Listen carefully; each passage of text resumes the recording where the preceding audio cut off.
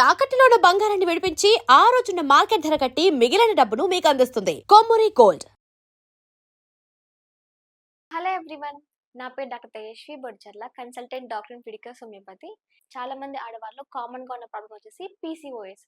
Every 10 మందిలో కనీసం 5 to 6 మెంబర్స్కి పీసీఓఎస్ కామన్గా ఉంటుంది. అది కూడా కొంతమందిలో డిఫరెంట్ టైప్స్లో చెప్తుంటారు. అదేవిధంగా కొంతమంది సిమ్టమ్స్ డిఫరెంట్గా కనిపిస్తూ ఉంటాయి. ఈరోజు వీడియోలో మనం మెయిన్గా ఈ పీసీఓఎస్లో ఎన్ని రకాలు ఉన్నాయి, దాని యొక్క సిమ్టమ్స్ ఏ విధంగా ఉన్నాయో క్లియర్గా తెలుసుకుందాం. నార్మల్గా పీసీఓఎస్ అంటే పాలిసిస్టిక్ ఓవేరియన్ సిండ్రోమ్ అంటాం. అంటే గ్రూప్ ఆఫ్ సిమ్టమ్స్ని కలిపి పీసీఓఎస్గా కన్సిడర్ చేస్తూ ఉంటాం. ఈ పీసీఓఎస్ ఇన్న వాళ్ళు ఎలా ఉంటుందంటే, నార్మల్గా ఓవరీస్ అనేటివి ఇలా ఎగ్స్ అనేటివి ఫాలికల్స్ లాగా ఉంటాయి. బట్ ఈ పీసీఓఎస్ ఉన్న వాళ్ళు ఎలా ఉంటాయంటే మల్టిపుల్ ఫాలికల్స్ డిఫరెంట్ సిస్ట్ లాగా చిన్న చిన్న నీటి బుడగలాగా కనిపిస్తూ ఉంటాయి. అందుకని ఒకసారి దీన్ని ఎలా అంటుంటారంటే, పళ్ళు బిల్ల అంటే ముత్యాల చైన్ ఎలా ఉంటుందో ఆ విధంగా ముత్యాలలాగా తెల్లగా ఓవరీస్ అనేటివి కనిపిస్తూ ఉంటాయి. మెయిన్గా పీసీఓఎస్ డిఫరెంట్ టైప్స్ ఏ విధంగా ఉంటాయంటే, ఒకటి వచ్చేసి ఇన్సులిన్ రెసిస్టెన్స్ అంటుంటాం.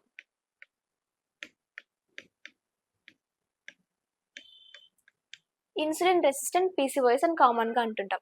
ఎందుకంటే లావుగా ఉన్న వాళ్ళు, లేదంటే సరిగ్గా డైట్ ఫాలో అవ్వకుండా, లేదంటే ఎక్కువ జంక్ ఫుడ్ కన్జ్యూమ్ చేసే వాళ్ళు ఎలా ఉంటుందంటే బాడీలో షుగర్ లెవెల్స్ ఎక్కువైపోతూ ఉంటాయి. దాని ద్వారా ఇన్సులిన్ ప్రొడక్షన్ ఎక్కువైపోతుంది. ఇలాంటి సమయంలో వాళ్ళకి ఓవర్గా ఇన్సులిన్ ప్రొడక్షన్ వల్ల ఇది డైరెక్ట్గా ఓవరీస్ పైన యాక్ట్ చేసి ఓవరీస్ నుంచి ఫీమేల్ హార్మోన్స్ అయిన ఈస్ట్రోజన్ ప్రొడక్షన్ కాకుండా మేల్ హార్మోన్స్, ఆండ్రోజన్ హార్మోన్స్ అనేటివి ప్రొడక్షన్ జరిగేలా చేస్తూ ఉంటాయి. దాని ద్వారా వాళ్ళకి పీసీఓఎస్ సిమ్టమ్స్ అయినా, ఇరెగ్యులర్ పీరియడ్స్ కానీ, యాక్నే కానీ, వెయిట్ గెయినింగ్ కానీ ఇవన్నీ కామన్గా ఉంటాయి. మెయిన్గా ఇన్సులిన్ రెసిస్టెన్స్ ఉన్న పీసీఓఎస్లో కామన్గా కనిపించేది irregular periods plus wait gaining. Next second type వచ్చేసి పోస్ట్ పిల్ పీసీఓఎస్ అంటాం.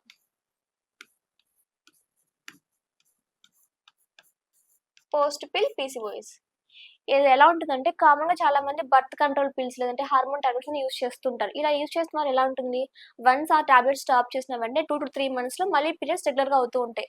బట్ కొంతమందిలో ఎలా ఉంటుందంటే, ఇలా హార్మోన్ టాబ్లెట్స్ పోస్ట్ పిల్స్ అంటే కాంట్రసెప్టివ్ పిల్స్ యూస్ చేసిన తర్వాత వెంటనే స్టాప్ చేస్తారు. దాంతో వాళ్ళకి పీరియడ్స్ అంటే ఇర్రెగ్యులర్గా కనిపిస్తూ ఉంటాయి. నార్మల్గా పీరియడ్ సైకిల్స్ రెగ్యులర్ అవ్వకుండా ఇలా ఇర్రెగ్యులర్గా మారిపోయి వాళ్ళకి 2 monthsకి 3 monthsకి పీరియడ్స్ రావడం, లేదంటే ఇంకా వాళ్ళ సెకండ్ చేసిన వెయిట్ గెయినింగ్ కానీ, యాక్నే రావడం కానీ, ముఖం మీద వెంట్రుకలు రావడం కానీ, హెయిర్ ఫాల్ రావడం కానీ ఇవన్నీ కామన్గా ఉంటాయి. ఇవన్నీ దేని ద్వారా వస్తాయంటే, వాళ్ళు పోస్ట్ పిల్స్ అంటే పీల్స్ స్టాప్ చేసిన తర్వాత స్టార్ట్ అవుతూ ఉంటాయి. అందుకనే దీన్ని పోస్ట్ పిల్ పీసీఓఎస్ అని కామన్గా అంటుంటాం. నెక్స్ట్ వచ్చేసి అడ్రినల్ పీసీఓఎస్ అంటాం.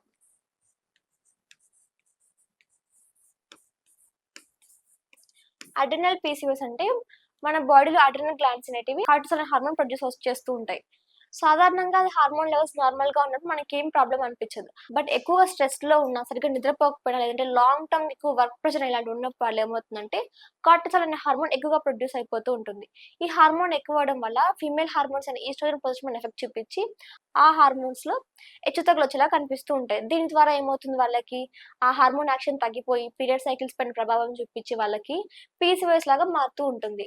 ఈ అడ్రినల్ పీసీఓఎస్లో కామన్గా చూసే ఎలా ఉంటాయంటే సిమ్టమ్స్ మెయిన్గా ఇర్రెగ్యులర్ పీరియడ్స్ కామన్గా ఉంటాయి. దీని తర్వాత వాళ్ళకి బరువు పెరగడం, సేమ్ పింపుల్స్ రావడం కానివ్వండి, లేదంటే మేల్స్ లాగా హెయిర్ గ్రో అవ్వడం కానివ్వండి, బియర్డ్ దగ్గర లేదంటే చెస్ట్ పైన హెయిర్ రావడం ఇవన్నీ కామన్గా కనిపిస్తూ ఉంటాయి. లాస్ట్ వన్ వచ్చేసి ఇన్ఫ్లమేటరీ పీసీఓఎస్ అంటుంటాం.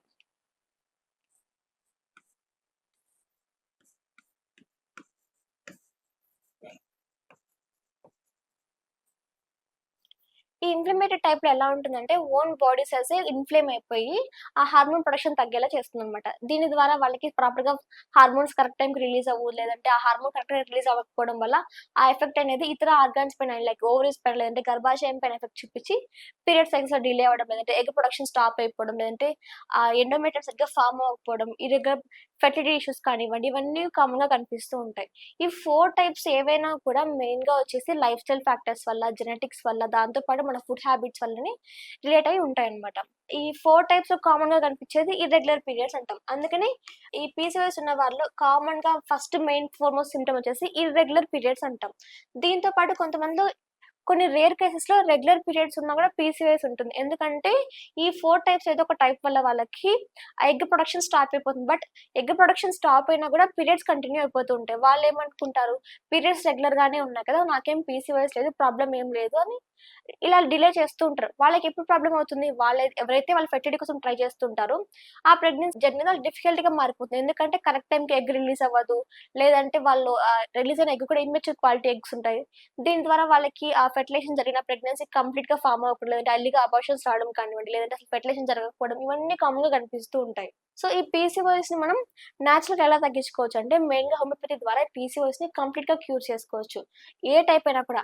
లైక్ ఇన్సులిన్ రెసిస్టెన్స్ కానీ, పోస్ట్ పిల్ పీసీఓఎస్ కానివ్వండి, ఇన్‌ఫ్లమేటరీ పీసీఓఎస్ కానివ్వండి, లేదంటే స్ట్రెస్ రిలేటెడ్ అడ్రినల్ పీసీఓఎస్ కానివ్వండి, ఈ అన్ని టైప్స్‌ని కూడా కామన్‌గా నేచురల్‌గా తగ్గించుకోవచ్చు. ఏ విధంగా అంటే, మెయిన్‌గా హోమియోపతి అనేది రూట్ కాజ్ పైన ఎఫెక్ట్ చూపిస్తుంది. అంటే ఎందుకు ఆ పీసీఓఎస్ స్టార్ట్ అయింది? దానికి ఒక మెయిన్ కారణం ఏంటిది? 4 డిఫరెంట్ టైప్స్‌లో ఏ టైపు దాని పీసీఓఎస్‌ని కాజ్ చేస్తుంది?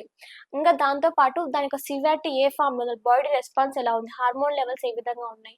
ఇంకా వాళ్ళ పీరియడ్ సైకిల్స్ కానివ్వండి, లేదంటే మెన్స్ట్రువల్ హిస్టరీ కానివ్వండి, ఇవన్నీ కన్సిడర్ చేసి వాళ్ళకి మెడిసిన్స్ ఇవ్వడం జరుగుతుంది. దాని ద్వారా వాళ్ళకి ఆ పీసీఓఎస్ అనేది వితిన్ కరెక్ట్ టైమ్‌లోనే కంప్లీట్ రూట్ కాజ్ నుంచి క్యూర్ అవ్వడం జరుగుతుంది. దీని ద్వారా వాళ్ళకి మాక్సిమం టైమ్ ఎంత పడుతుందంటే 3-6 మంత్స్ వరకు ట్రీట్మెంట్ తీసుకోవాల్సి ఉంటుందనమాట. ఈ 3-6 మంత్స్ తర్వాత వాళ్ళకి ఆ టెండెన్సీ తగ్గడం, దాంతో పాటు వాళ్ళ పీరియడ్ సైకిల్స్ రెగ్యులర్‌గా రావడం. ఫస్ట్ నోటీస్ చేసే సైన్ ఏంటంటే సైకిల్స్ రెగ్యులర్‌గా రావడం. దాంతో పాటు ఫ్లో నార్మల్‌గా ఉండి, ఎలాంటి క్లాట్స్ లేకుండా, దాంతో పాటు గర్భాశయం స్ట్రెంథెనింగ్‌గా ఉండేలాగా కూడా చూసుకోవచ్చు.